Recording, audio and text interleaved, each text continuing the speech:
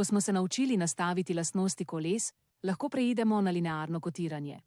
V tem pogovornem oknu lahko izbirate med horizontalnim, vertikalnim, kotnim in neposrednim kotiranjem. Izbrali bomo možnost horizontalnega kotiranja.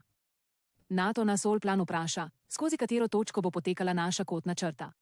Če želite kotno črto oddaljiti od sten za točno določeno razdaljo, to lahko storite na naslednji način.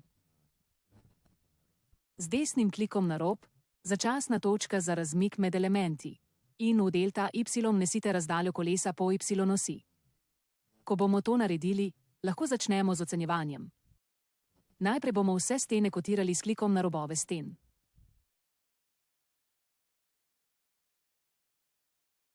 Če bomo prišli blizu tiste kotne črte, ki smo jo postavili.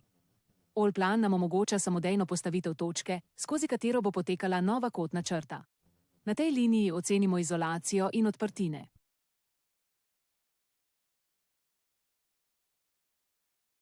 Kotirali bomo tudi celotno dolžino objekta. Za prečno kotiranje bomo uporabili vertikalno kotiranje in naredili vse na enak način kot pri vodoravnem kotiranju.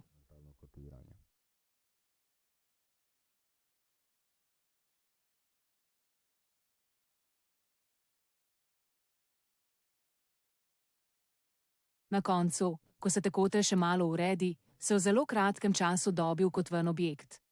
Z istim principom lahko ustvarimo tudi notranje kote, to pa bomo naredili v naslednjem videu s funkcijo samodejno kotiranje.